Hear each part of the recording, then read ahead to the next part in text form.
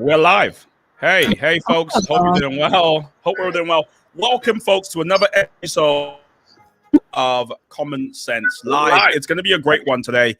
Lots of exciting debates, discussions coming right up. And of course, hosting today is me, Mike Omni or MT Omni. And joining me is, of course, that's my cue. You always forget your cue, Afshan. It's been a while. It's me, Afshan D'Souza Lodi. I know you've missed me, folks. I've been away for a while, but I'm back. I'm here. To all of my adoring fans in the comments, come say hello. Let me know where you're from. Let me know how it's been. It's been a while, man. I've missed this. I've missed live streaming and talking to all of you. I'm laughing because you said, I know you've missed me. And there was so much hope in you. You're like, I know you've missed me. If no one comments now, if no one comments saying that they missed me, I'm going to be like, well, vexed. Well, okay. I'm glad you mentioned comments, Afshan, because of course we want to get people commenting, getting involved in this discussion, this debate. We're discussing heavy things here. Heavy things, folks. It's been a crazy week, crazy few days even in the world of politics and sport. I'm going to be discussing it all. And we want you to get involved if you're listening to us. So comment down right now where you're watching from. Share this stream, this live stream on Twitter. The hashtag is Common Sense Live. We want to get your thoughts and perspectives as we go ahead. The debates today are going to be a bit contentious because we're discussing really serious things. So, folks, feel free to check your thoughts. I mean, there's one person already who says they love you, Afshan, which is lovely. Now, they said we, which implies they're speaking for other people. And so I would like to know what group they're representing because, you know, it's a pretty bold statement, we. Not I. want people to know which side of the political spectrum are the ones that love me. Because if you're a Tory, then I'm all right. Thanks very much. And if you're Labour, I mean, we're all right again. Thanks very much. But if you're the Green Party, I love you guys back. So I accept that love and I will bathe in it. So you only want love from a party that doesn't exist. Am I right? Next question. All right, well, let's get straight into the breaking news, if you like. Three stories for you. One quite light to begin, and of course is something that happened Monday, the 19th of April. Keir Starmer, who can't seem to do anything right, was involved in an incident in Bath. And he was involved in an incident with the co-owner of a pub called the Raven Pub, Rob Humphreys, I believe his name is. And he was unhappy with Keir Starmer visiting his pub. Keir Starmer was doing the rounds, securing votes, showing up the Labour base, so to speak. And let's actually cut to a clip of what happened so you can see. So here's the man, Rob Humphreys. Go on. Get out of my pub! Sorry, can you keep out the way? Thank you. Thank you.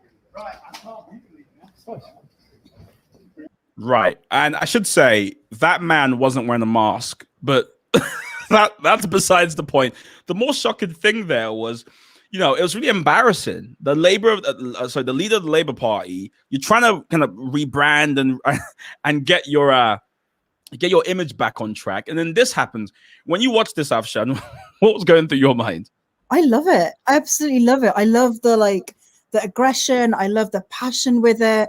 There's a rule in the UK, right? The owner of an establishment has a right to kick anybody out of their establishment. And historically, we've seen that establishments have oppressed and not allowed entry to people of color and Black people. We remember the days when there were no Irish, no Blacks, no dogs, with signs that were being put outside of places. So for me, it's like, well, so what? Like, where was this Vim? Where was this conversation back then? Where is it still happening now? When Black people are being kicked out of restaurants and pubs, just for being Black or not being white. So, Keir Starmer, mate, get out of my pub too. All right. That's quite the commentary. I wasn't expecting that, but I feel quite like they're in their right to do that. Like, they would do it for anybody else. Yeah, but it's important to know why he was kicking Keir Starmer, right? It wasn't because he didn't like Keir Starmer's tie or his suit. It was because he was unhappy with Labour's response to COVID. So here was a man who was essentially saying, to the COVID lockdown. Here's a man who's basically saying the lockdown has affected his business. But here's the thing, getting Q, Rob, it's affected everybody. So give me a break about, it's affected my, well, yes, yeah, get in line. A lot of different people have been affected. So give me a break. Now, of course, you could also just put this on Keir Starmer's team, who should have probably done their research better. And on the other side of the country, you have Boris Johnson, who also visited the pub. And let's see how that went. There he is. There, look at him smiling. You got a dog there. You got two happy people. The difference here is that Boris Johnson's team probably rang in to make sure that Boris Johnson would be allowed in the pub, that he had to book in. Keir Starmer probably just rocked up. Was out. There was a pub up there. Let's go to my local. And obviously people were like, "Nah, mate, you can't come in." So it's more of a preparation issue than anything else. I reckon if Boris Johnson walked into a random pub, maybe not right now given his political status, but if he walked into a pub any other given day, maybe he wouldn't be allowed entry either. I know, I agree with you, and it is probably proof, if you like, of his aides not doing their work properly. But I guess it's interesting in part because there is this narrative now that Keir Starmer, unfortunately, is loathed by the base, loathed by the British public. No one knows what he stands for, and so this can't help him in building that image that he so desperately needs to build back up. Now, the second story is about the European Super League. Listen, this has been political hotcake, so much so that in the next few seconds, what I say may be redundant by the end of the sentence, because so much is changing so quickly. But I'll give you what I have now, and just pause all the other things you're subscribed to for a minute and just focus here for a minute. But essentially, take it slow, Mike, because I'm taking notes. Okay, all right, no problem. Well, a statement was released, as we know, Sunday the 18th, that the 12 of Europe's leading football clubs announced that they would be creating a new Super League. Right, a new Super League, and lots have been said about this league. What's this league going to be like? We've heard that, it's going to be a league where no one can be relegated. It's going to be a league where there's a certain amount of money you get for entering the league, a certain amount of money you get for winning the league. It's going to be a lot more than you would earn in other leagues that these 6 clubs are currently a part of. Now, UEFA said that everyone who's involved in this Super League would be banned from playing in UEFA and FIFA tournaments. Right now, lots of backlash came, because essentially what you had was the kind of Americanization, for want of a better term, of football in the UK. This kind of gladiators, biggest teams coming together to play each other in a new midweek league, and essentially them being able to milk all the money they can from said league without any need for all these officiating bodies, as it were, that would suck out money and things like that.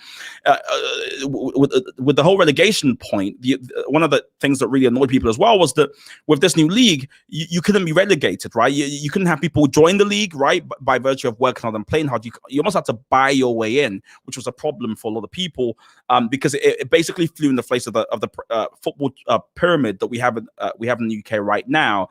Now, lots of backlash came. We all saw it. We saw different politicians. We saw different. Even singers were getting involved, tweeting their comments.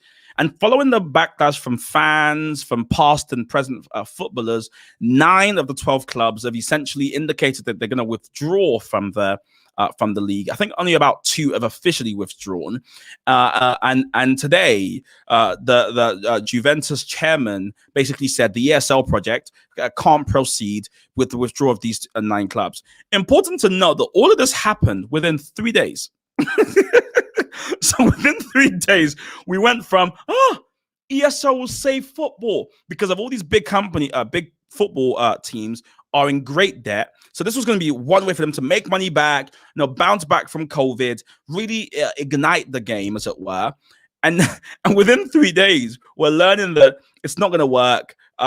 People are dropping out. We've had all sorts of different people lose their jobs, quit. We're talking about clubs being sold. So much is happening in the world of football that a lot of people are paying attention. But this is very much a kind of David versus Goliath story.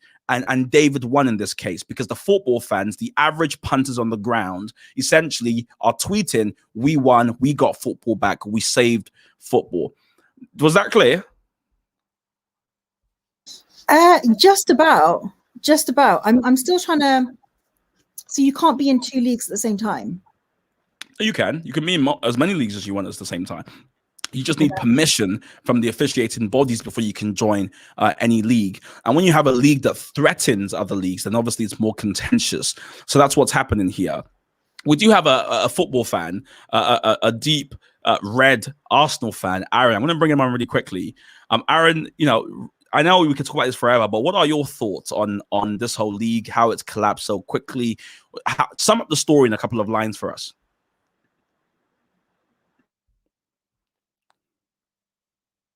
Can you hear us, Aaron? Can you hear me? Sorry, the connection dropped out for a second. Can you hear me now? We can. Thoughts on this whole league? A couple of lines. I think for me, what this is an attempt to do, this is an attempt to almost Americanize a historically English game.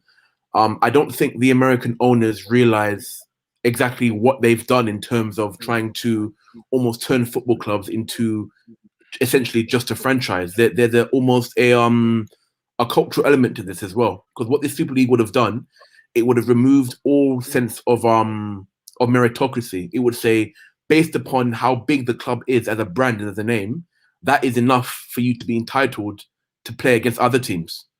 And that in itself is not good, because then it undermines the meritocracy of the sport. It's not really sport, as Pep Guardiola said yesterday. It's not really sport if it doesn't matter whether you win or lose. Because in the Premier League, you know, you get enough points and you win the league, European places, and if you don't get enough points, as Sheffield found out last week, you get relegated. But there has to be winners and losers. That is competition. Without winners and losers, there is no competition. It's simply a participation trophy. Because with Americans, in sports is wildly different. If an American owner goes by the stadium in this country, for example, and the business is not doing very well, he would take that business and go somewhere else in America. That's just not how it works in the UK. That's as simple as that. Once you have a stadium there, it's probably there for decades. I disagree. Just in the interest of time, I'm gonna push us on to the next story, Afshan, just because of time. But thank you for that, Aaron. And the story is obviously still carrying on.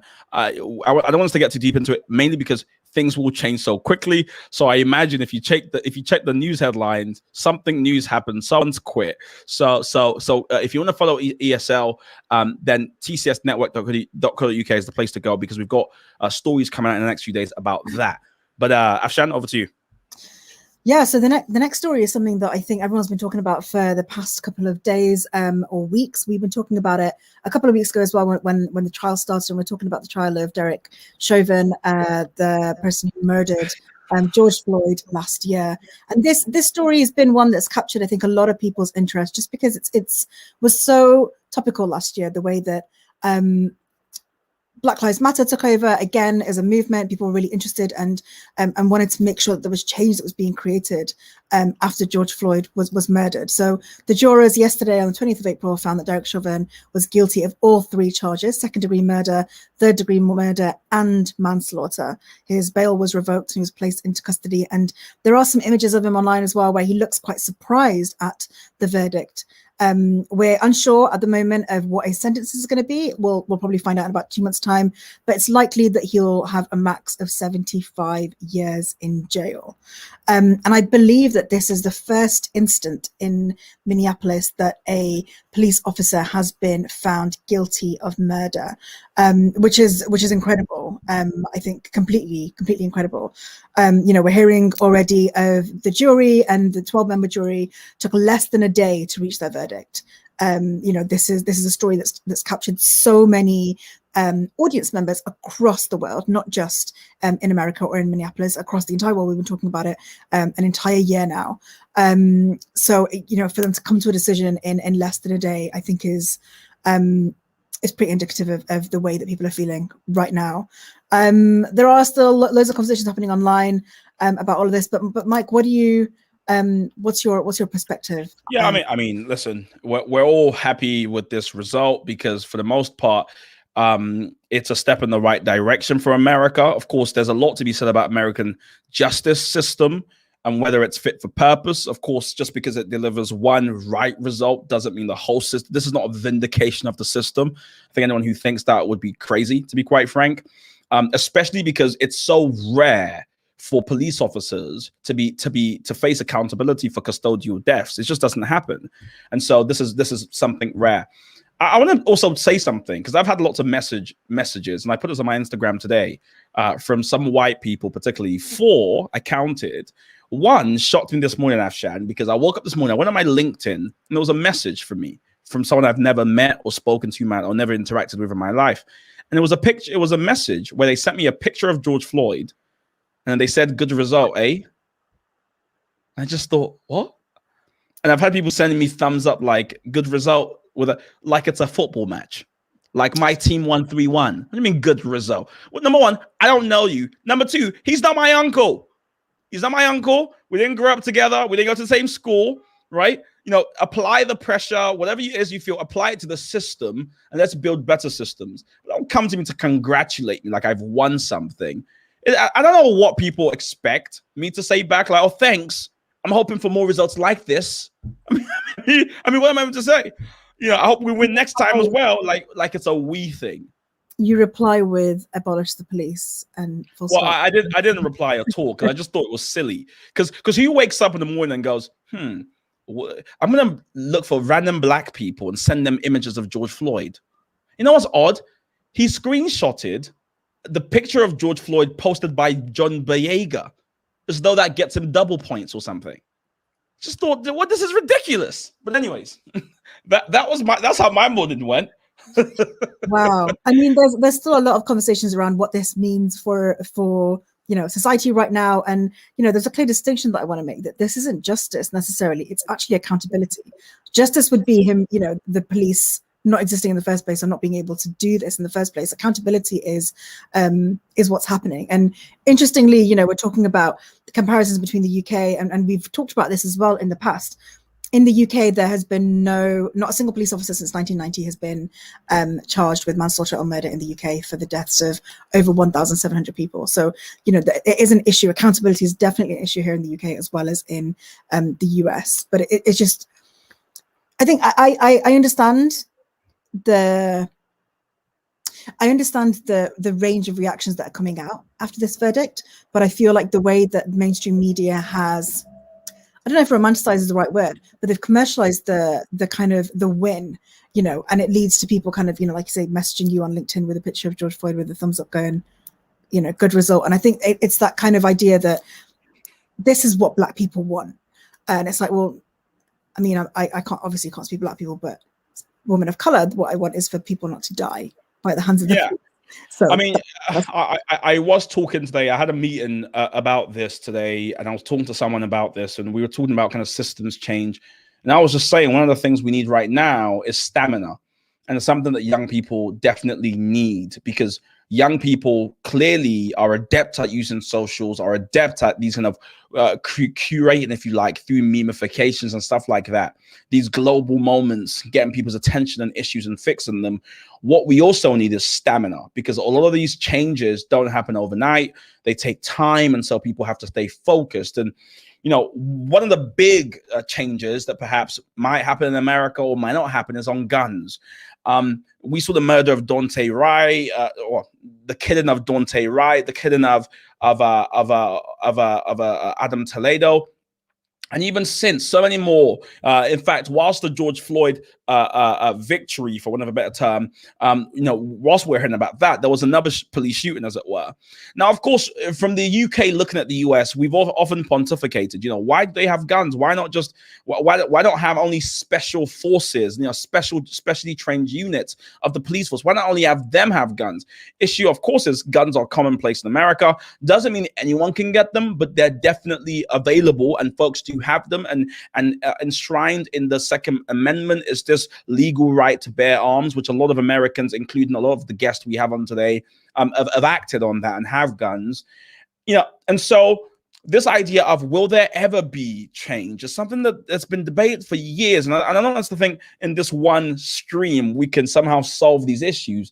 But what would be interesting to consider is what some of the arguments are for owning guns, and what some of the arguments are for not holding guns. And also, can we actually have legislative change in America? After all these shootings, these accidental shootings, I thought it was a taser, I thought it was a whatever it is. After all the mass shootings that we see, America leads the world when it comes to mass shootings. What's going to happen? How are things going to change? So that's the debate today. If you're listening to this, you think this is interesting, share this stream with somebody, folks. Just hit the share button, put it onto Twitter, let people know you're watching this, because I want to get lots of perspectives on this, and start commenting. I want to hear your thoughts. Let's just jump straight to America. Let's bring in our American correspondent, Siobhan. Siobhan, guns, what are your thoughts?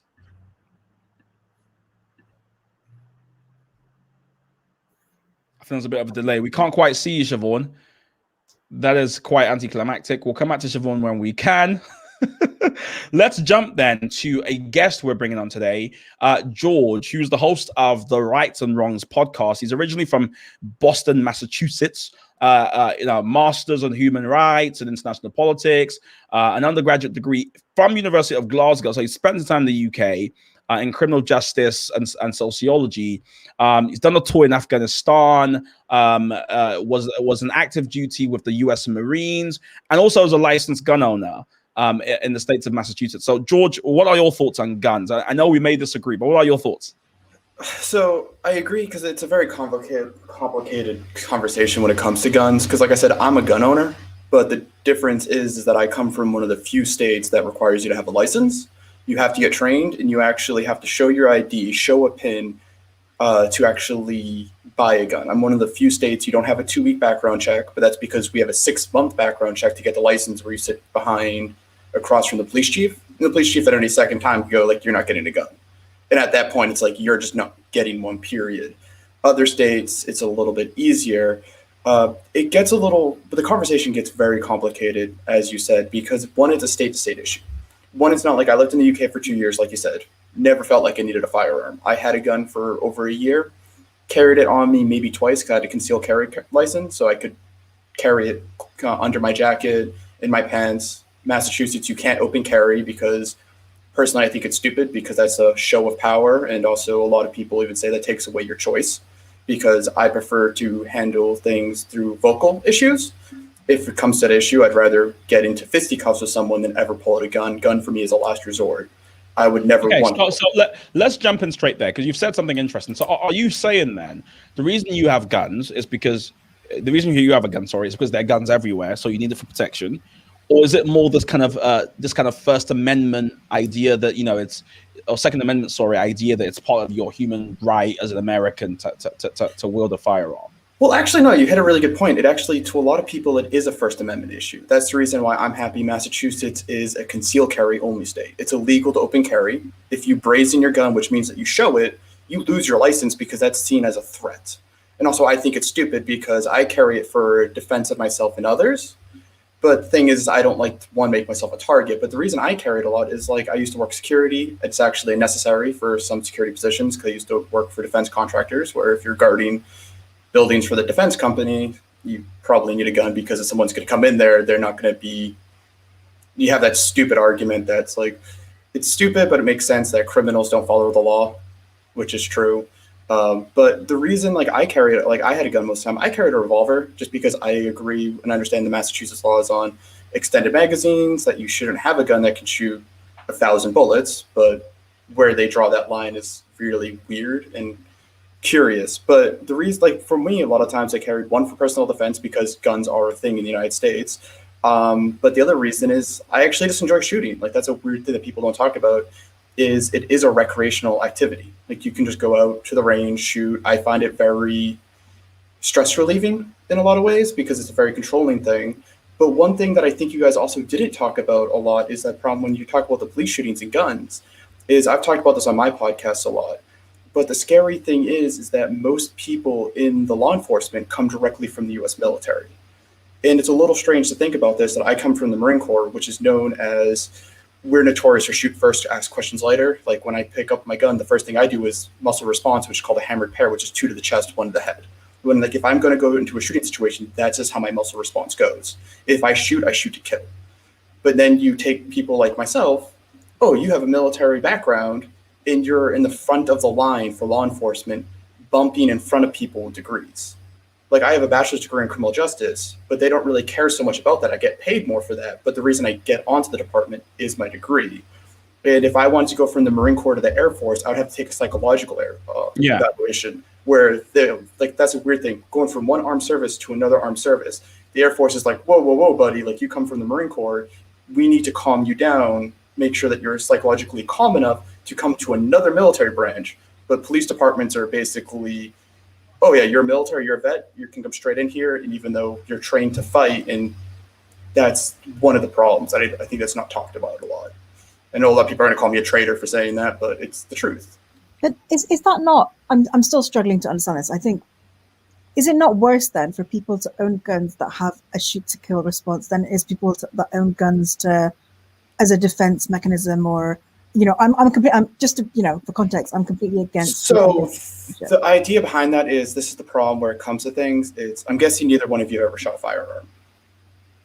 No.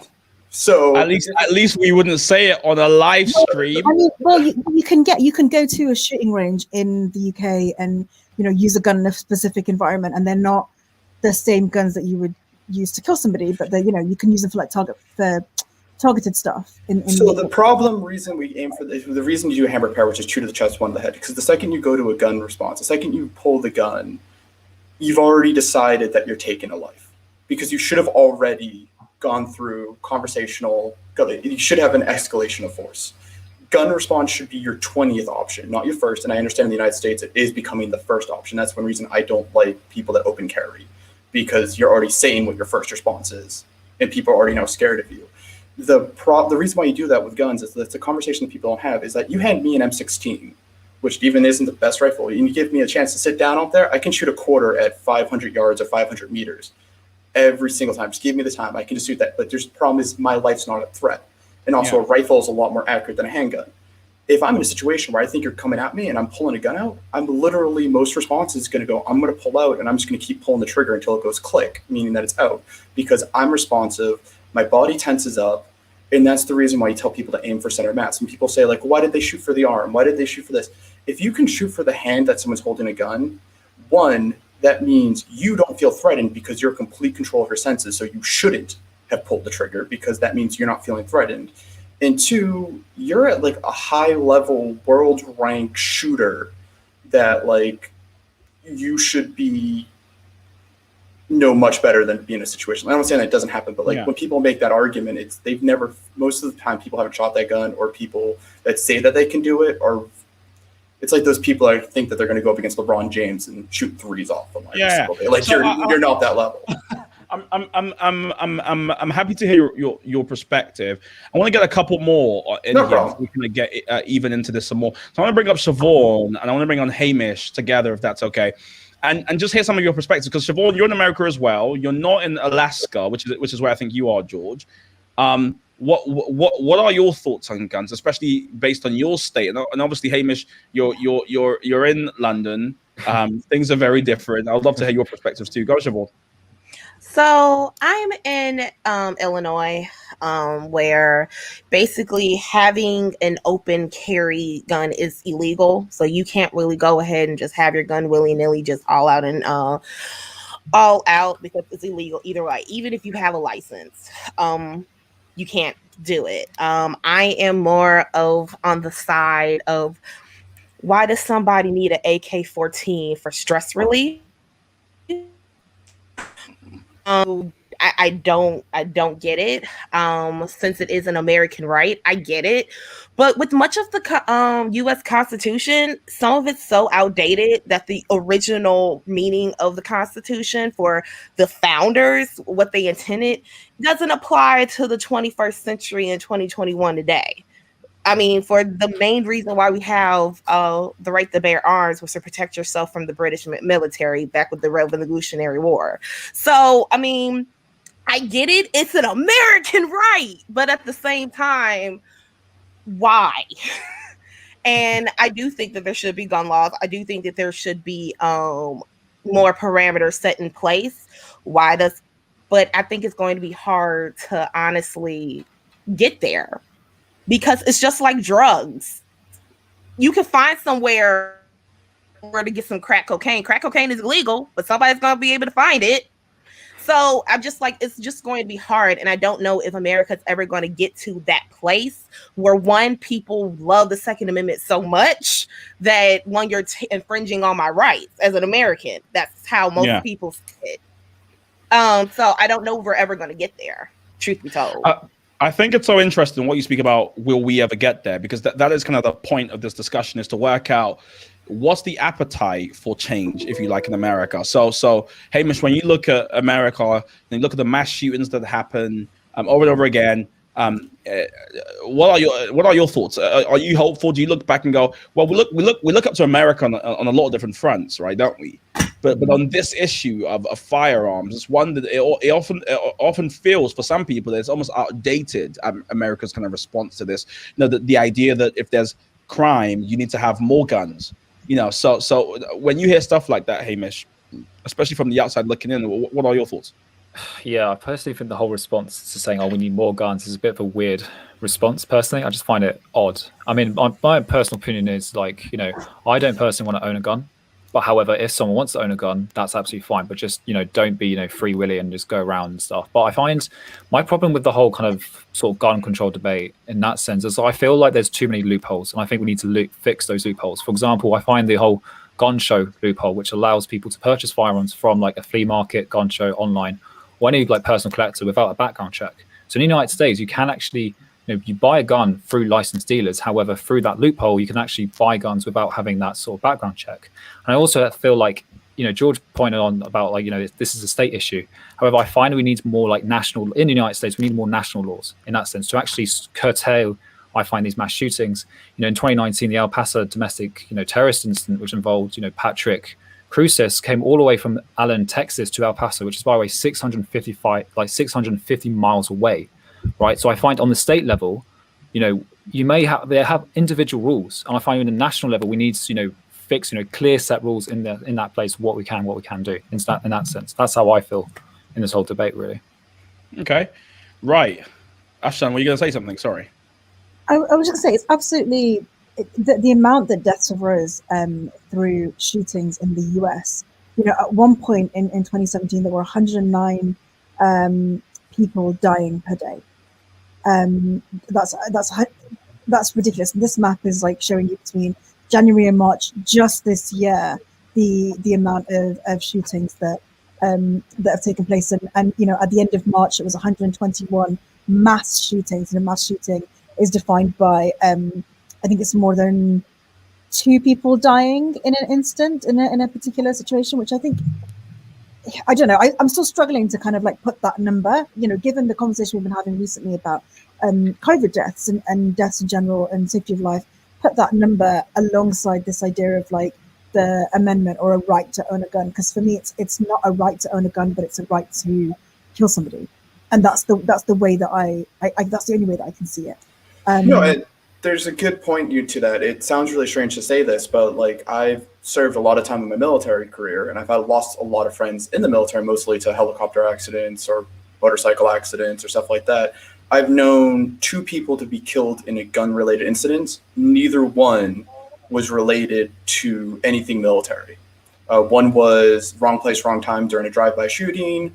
Another one was suicide, but that's a gun-related incident, even though the numbers get skewed on that. But that's the scary truth of it, is like I've been in war zones and I've known more people to be killed by civilian-owned or even illegally owned firearms than in a war zone. Yeah. Aaron, again, journalist at Common Sense, respond to all the stuff you're hearing.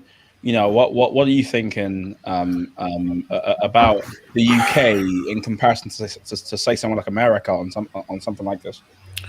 I mean, it's a tricky one, because the idea of America having the right to bear arms, that's something that's in the Constitution since its inception. To a lot of people, those rights, their right to be able to have a firearm, defend yourself, is non-negotiable. So some people, the idea of any form of gun control in any way, shape, or form is unconstitutional in itself. Personally, I've always been of the opinion that, as crime goes up in certain areas of the UK, maybe it's time for the UK to have its own Second Amendment, in my opinion. I've always found it to be particularly troubling about the idea that the government or any group of people has a monopoly on your own safety. I don't understand why I should have to wait for the police to come and protect me. If I've been shot, for example, the police can't unshoot me, they can't unrob me. Whereas if I have a weapon, But if you've been shot, then you also can't shoot the other person. what I'm saying, That's a misconception because it depends on where you get shot. That's the reason why, going back to the earlier, why people go like, why don't you shoot the injured? Because someone shoots me in my leg, I still have access to all my fingers. But then what's the point? Tit for tat? Then you're just shooting somebody because they shot you. no, it's not tit for tat. It's the idea. Well, It's the idea that you have the right to. It's the idea that you have the right to protect yourself. Given the context in the UK is around knife crime. Okay, using a similar example, do you think then that we should have the right to take knives outside, and for each of us to hold a knife in order for protection? I think the difference between that is how lethal guns are versus knives. Sure. With knives, folks have to get in close proximity. You know, they have to attempt to stab you. You can, you can fend yourself, so to speak, and lots of people can reprimand them. You can only stab one person at a time. You can't throw. I mean, unless you can't throw knives at people randomly at will. Whereas with guns, and you can outrun a knife. Exactly. However, I love how we've gotten this specific about knives, but guns are different, as we all know. And I take your point, Aaron. I don't think you're alone in saying that. I think there are a number of people who agree with that. Go ahead. I was going to add really quickly that I was reading a study a few weeks ago, and I found it remarkable that in the States in America, where there is more gun control and more strict laws, the gun-related crimes against people who are not armed, skyrocket. Whereas the states with less regulated gun laws, the crime drops.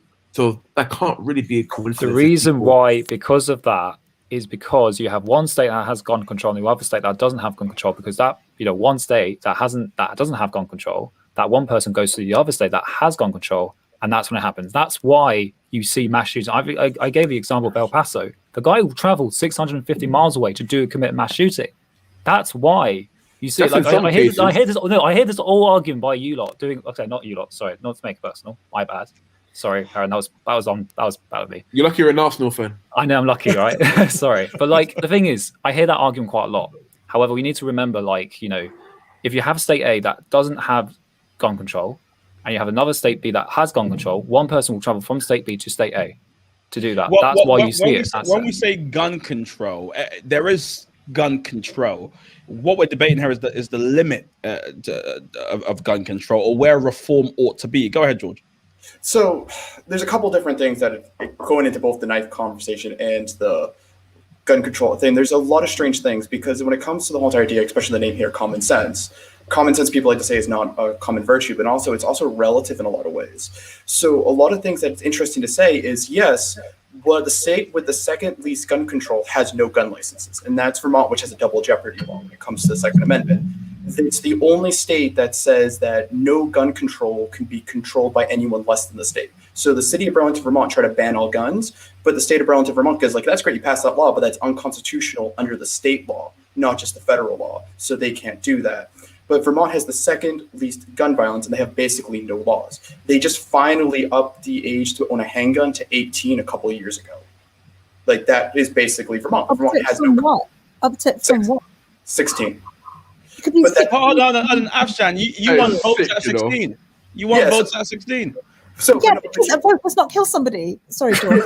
No. But the thing is, that gets a little confusing about this is in my home state of Vermont, which is a lot like Chicago, like in Illinois, is where like we have the strongest gun laws out of any state. We have the least gun violence. But the thing that no one ever talks about is education in the United States. Massachusetts has the highest college graduates per capita, second most high school graduates per capita. Vermont has the most high school graduates per capita, second most college graduates per capita. But no one talks about education because when you look at the correspondence, at the same point, it's great that this state has no gun control and this state has gun control, but they're also smart enough to understand what's going on, or they also might be members of the Boy Scouts. Both states have high levels in the military, high levels of hunters. You have access to firearms, understanding like, okay, it's one thing to say these are the laws, but you also have to understand how the laws work. And don't get me wrong, many gun control laws are extremely racist, but if at least you're giving the people education to know how they are racist and how to work around them and basically make sure not to be in. This is a conversation that's not happening in the United States. So the people that are anti-gun control, look at Vermont, they have no gun laws, and people that are pro, look at Massachusetts, and completely ripping out the rest of the conversation. And the reason why gun control also gets a little silly, talk about knives, Massachusetts has anti-assault rifle bans, and it's supposed to be against anything that's military grade. But you can have an SKS, which is a Russian semi-automatic rifle. You can have an M1 Grand, which was used in more combat theaters than anywhere else in the world. Perfectly legal because it's wood and not scary. But one of the things that considers new guns, whether or not they're an assault rifle or not, is a pistol grip, which doesn't really affect its rate of fire or shootability, or if it has a bayonet lug, so you can attach a knife to the end of it. Last time we did a bayonet charge was 1951, and they stopped because like machine guns are a thing. So one of the gun control people are putting on there is whether or not you can add a knife to it, which makes no sense. Let me press you on that, George, a bit. And Siobhan, I'm going to come straight to you as well after this, because one of the changes, if you just hold that thought, Siobhan, one of the changes that folks are purporting that perhaps would be a step in the right direction for America is at least some sort of restrictions on what you just mentioned there, semi-automatic rifles. We know that right now, as of March the 31st, there's been about 126 mass shootings in America, 148 people dead. Now, of course, we know that handguns are, as I think someone's mentioned already, are still the most common weapon type used in shootings, right? However, when it comes to the 6 worst shootings in America, I think someone mentioned Las Vegas in 2017. No, we're seeing semi-automatic rifles being the weapons of choice here. So as reform goes, and I think someone's spoken about it already, on a federal level, as reforms go on a federal level, so this means the whole of America, what reforms would you be for? As someone who is pro-guns, I hate to use that term because it's reductive, I know, but because you're pro-education, as you've said, but would you support a restriction of those semi-automatic rifles? Would you support background checks, more universal, and the closing of these gun show loopholes? What changes do you think can happen and should happen? Because education, unfortunately, has a time lag effect. Educating kids, wait until they're older, 10 years, whatever. But right now, what can be done to curb, quite frankly, these people just like mass dying every day? Again, I don't think George is talking about education in school, though. You're talking about education in order to get a gun, right? So I'm speaking both. Okay. Both, yeah. No, and also the first thing is the problem with this whole entire, one of the misconceptions is there really is no such thing as a gun show loophole. Because even if I go to a gun show in Massachusetts, I still have to show my license, fill out all the federal background check, give them my PIN number. You're not doing that. The problem with the gun show loophole is people with FFLs, which are federal firearm licenses, which are commercial gun owner license, not following procedure.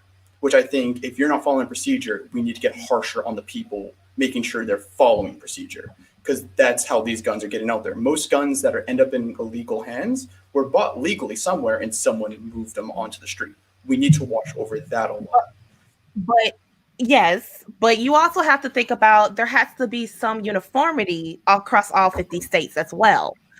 This gets really confusing. What I just heard you talk about Vermont and Massachusetts was blah blah blah blah blah blah blah blah blah blah blah, because it has nothing to do with me in Illinois or anywhere else.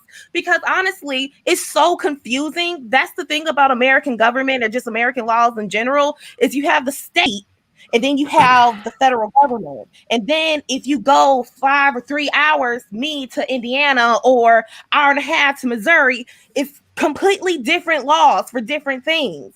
If we're going to have true reform, it starts from the top up. It starts from the federal government. Well, and I agree. And the main thing that I was going to say is the one problem that kind of confuses me is there's one part of federal government in the United States, which is the NFA, which is the National Federal Firearms Act. They're the ones that we put tax stamps on machine guns. The reason we have tax stamps on suppressors, when you want to get a short barrel rifle, you have to go through the ATF. The problem is in a lot of ways, and I'm sorry for the pun, have the ATF and NFA have kind of shot themselves in the foot in a lot of weird ways, is the way that they enforce a lot of laws. One thing that scares the shit out of me is there are probably about 200 unregistered machine guns in the United States as we speak. And I'm not talking about jack-in-the-box triggers. I'm not talking bump stocks. I'm talking full-on action Thompson machine guns, MP40s, and stuff like that. But the reason is because you're no longer allowed to register them after 1984. And these are historical items that people, like their grandpa, brought back from Korea or World War II or Vietnam, and they don't want to hand them over to the ATF because you can't even donate them to museums. The second you tell the ATF you have it, they'll take it and destroy it the second they find out you have it. So a lot of people get in this weird zone where they're scared that like, oh my God, I have this item when I'm scared to tell the ATF because it's a historical item that they don't want to get destroyed, because they are museum pieces, and museums are also the most notorious that if they do get their hands on machine guns, they destroy them by like taking out the firing pin or putting melted lead down the barrel, which you're basically destroying a piece of art if it's a one of kind. And this is the reason why people get scared and hold on to them. And I'm not saying the people that hold on to them are necessarily bad. What scares the hell out of me is that they don't tell their kids this, they hold on to it. Next thing you know, their grandson goes through grandpa's closet after he dies and here's a full auto machine gun. And now he's like, oh, look what I found.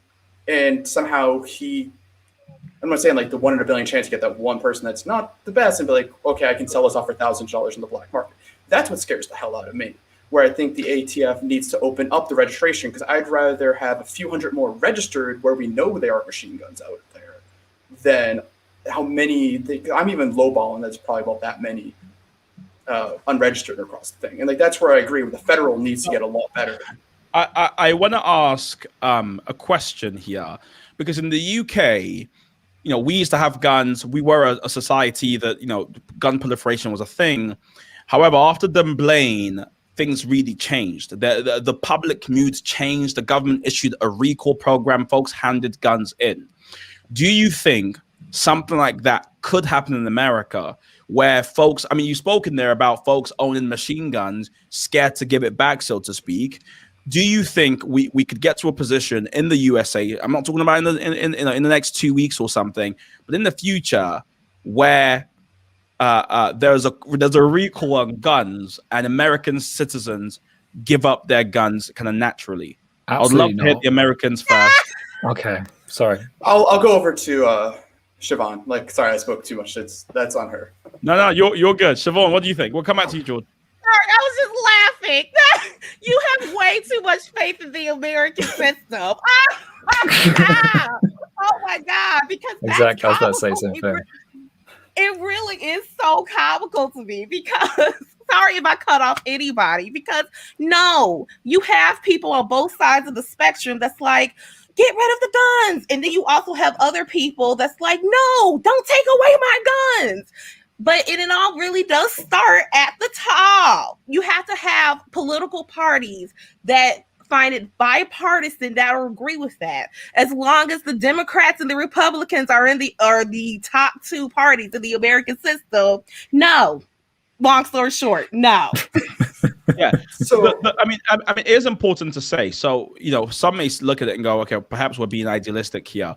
But it's happened before in many different places around the world where something so shocking happens. And for here, we're talking about Dunblane here. We're talking about, I think it's something like 16 young people that were shot and killed. And it was a kind of period of national mourning in the same way where Sandy Hook almost was, I think. It really brought people together and said, maybe something needs to change here. Now, maybe we can't imagine that happening, but do you think there could be, a string of mass shootings, whatever it is, that makes people go, something has to give? Like there has to be some sort of nationally mandated change, right? And maybe it starts with background checks, whatever it is. What are your thoughts on that, George? So the problem is that when people look at the United States, I feel like they look at the United States through a UK perspective, where like the UK is technically 4 little nations that are very close together. But the scary thing is all of the UK is still smaller than New England. And New England might even feel very similar in this way. But like I said, Vermont, basically all bets are off on gun control. In Massachusetts, if they could ban them, they pretty much probably would. But the difference is that there is a level of agreement for the most part in those areas. And there are a lot of problems when it comes to federal background checks because it is state. Federal background checks do happen, but most agreements are state. So Massachusetts has the hardest gun control laws. But my license is good nowhere else in the United States because those states get mad at Massachusetts because we don't accept their license because they're not at our level. And you have a lot of conversation like this. The other problem is that, like you asked about semi-autos. I personally don't care to own a semi-auto. I like to collect. I'm actually an Anglophile. I collect SMLEs and Webleys and all British-made firearms because you guys don't make them anymore, which is kind of a problem you guys have right now because you're looking for a new assault rifle, but you can't make your own, so you have to rely on us or Germany. The other situation is that now I'm right now sitting in Alaska for a job. There's no way I'm going hiking in the middle of Alaska without a revolver on me because there's grizzly bear out there, wolverines, wolves. Like, I am prey out here. I'm not predator. This is untamed territory. There's parts of the United States that are still the Wild West. Don't tell me you've met grizzly bears since you've been in Alaska. No, but like even when I was running around, like I grew up in Quincy, Massachusetts, and it's not uncommon for you to go run around and have coyotes around you. And you're talking like an area that's been settled for over 300 years with skyscrapers and stuff like that. And you have coy wolves, coyotes.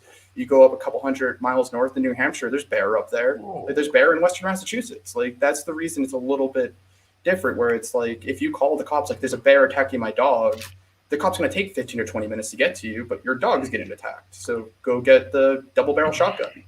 Like, that's the conversation that you're having. Like, I completely agree where Siobhan's coming from, because like if living in the city area, there's no point for an assault rifle where I grew up in Massachusetts, unless you're going out and just shooting for practice.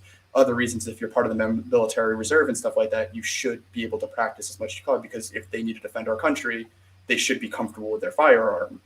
But there's there a need for me to have an assault rifle? No, I actually find M16s boring. That's the reason I collect. If I do buy rifles, they're usually bolt actions, because that's all I need. And so I'm going to go out and shoot. But that's my personal opinion. But no, I get where you're coming from. That's the reason like I'm on the fence, because I'm on the fence depending on where I'm standing. In Alaska, it makes sense why people need a heavy, powerful rifle, because moose are territorial and they can destroy an F-150 just because they're just angry that you're near them. But if you're in the city and the biggest thing you're fighting is like a New York City rat, which is still kind of scary, like you don't really need a gun. That's a very interesting perspective on the fact that there are so many different parts of the US that speaking federally makes it difficult. And I guess that is the tension, isn't it? Because you're right. In order to have actual change, it's got to be federal. But the issue is, it's hard to be federal when you've got all these different circumstances in the US, which makes it difficult. UK folks, what are you thinking? I'm looking at Aaron, Afshan, Hamish. In the US, you can own a gun if you're on a farm. So there is this understanding that actually when it comes to animals, and I disagree with this personally, but there is an understanding in the UK that when it comes to animals and a safety or a kind of controlling issue, guns can be owned, right, in that instance. But we still have it's still illegal generally across the UK. I don't understand why that can't then be implemented in the US. And I'm hearing from you that there's a safety issue, and I think you're probably in the minority of people, because you've come in from a trained background. You actually are educating yourself continually or I hope you are, or what I'm hearing anyway. And you understand nuances around the conversation. But the same people that will go in, like you said before, they get a 2-week background check, as opposed to even a 6-month training, and they still won't do any. They'll still go out and do mass shootings. We're seeing a rise of them over the past couple of years, even though we were in a pandemic and there was a lockdown for some of it in the US. So I'm not quite sure why we can't use a similar model that we have in the UK in the US. I'm struggling with this idea of like taking a life. I'm struggling with this idea of owning a gun and having the control of somebody's life in your hands, because I don't know, maybe I'm just a pacifist, I guess, in that sense then. Hamish, I see you nodding. Are you in agreement here? Yeah, no, I am sort of in agreement. But I would also say, like, which hasn't really been mentioned in this conversation, which I'm quite surprised by, is the influence of the National Rifle Association, the NRA. They play a huge influence up until we talk about, we need to top down sort of influence. They literally pay. I'm no conspiracy theorist here, but I feel like they kind of, pay a lot of money towards, Democrats and Republicans. They do play a lot. They do bribe, or maybe bribe, or at least influence the proceedings, which is why we haven't seen much gun reform in that sense, which I think plays a massive role. Of course, I said about the whole state and federal level. I also think the NRA plays a massive role. And I'm not saying like every single member of the NRA wants to hold all guns, have no control at all. But I find the ones up the top, I think, want to influence proceedings and have absolutely no control in that sense. So I think the NRA plays a huge role in this conversation. Movies like Purge and series like Purge that like lead us into this idea of like we need to save ourselves and protect ourselves, therefore we need to own guns. Watching the series and watching this idea of like there could be at any moment this idea of people just coming out and shooting around. I want to own I don't want to own a gun, but there is this thought that I'm like, do I need to own a gun? Do I need to have a knife at the house? Or do I need to keep a knife in the kitchen upstairs? There is that thought that goes into it that is like, okay, I need to protect myself. But again, I think it's propaganda. Well, the good thing is the NRA is on its way out. Yeah, I was going to say they've been beaten up a lot over the past few years. I mean, they're not in good shape.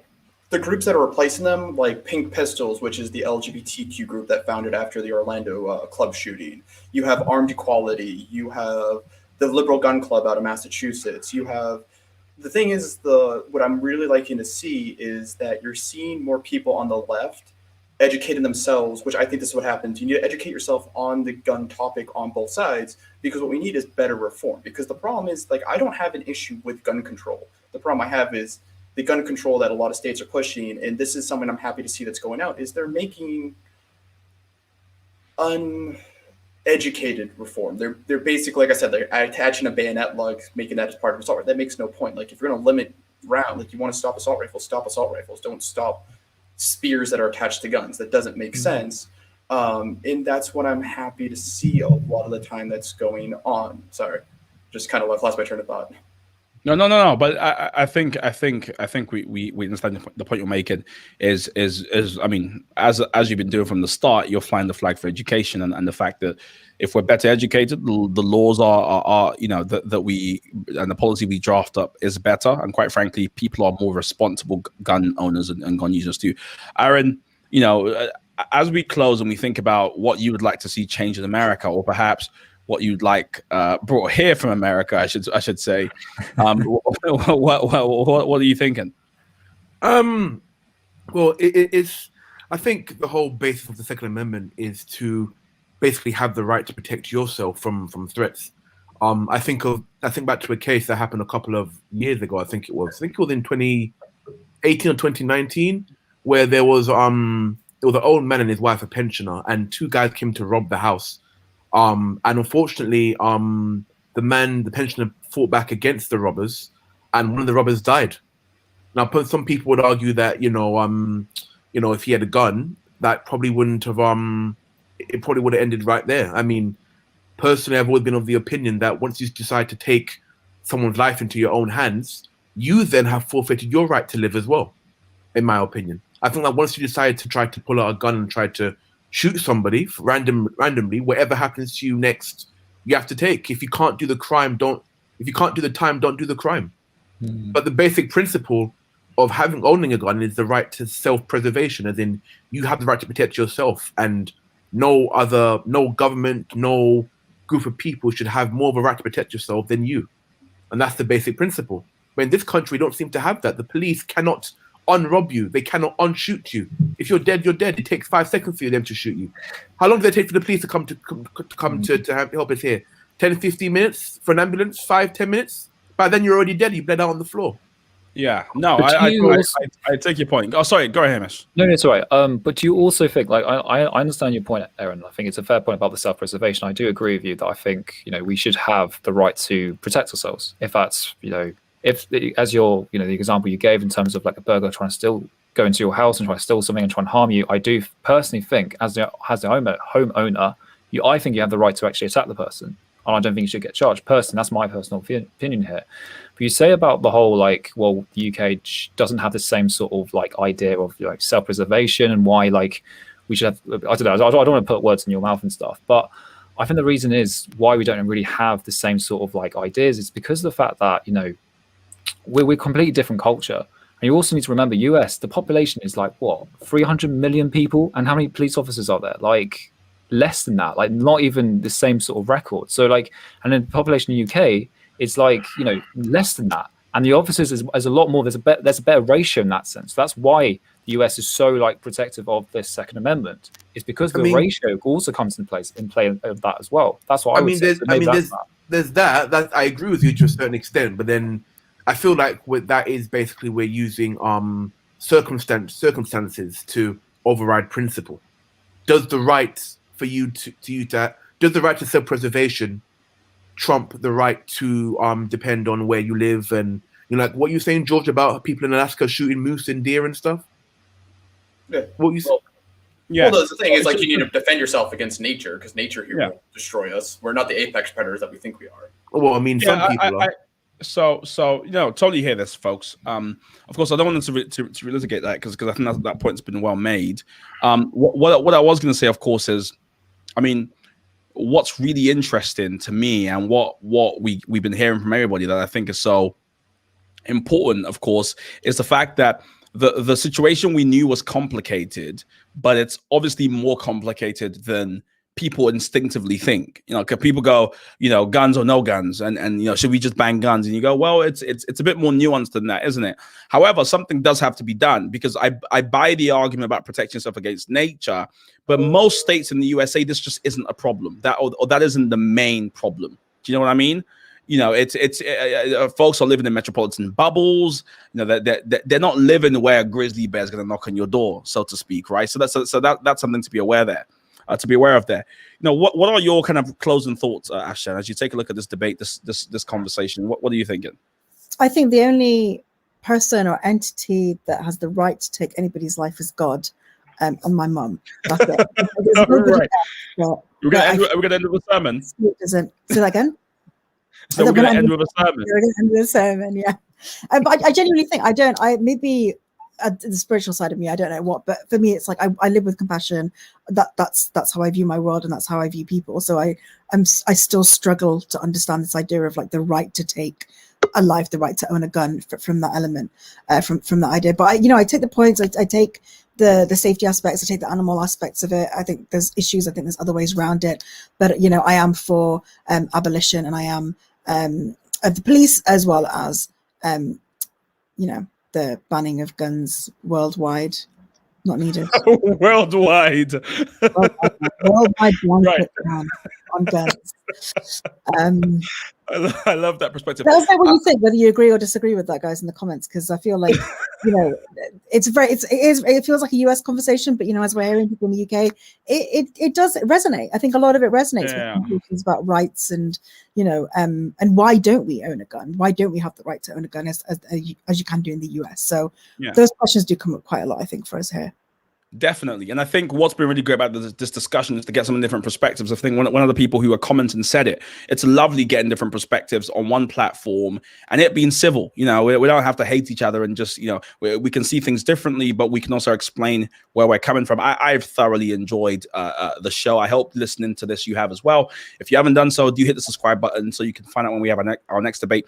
There is no doubt this conversation will continue. And I'm hoping this is one of the many conversations we do about guns, about reform, about police, especially in America. And I hope we can get George back. We had another great guest who couldn't quite make it today, but we're going to get him on in the future episodes. And of course, all the different people who commented, thank you so much for being part of the show. Be sure to go to join.tcsnetwork.co.uk if you want to find out, you know, more about this show, how to join our digital community. And thank you for watching, and we'll catch you in the next one, same time next week.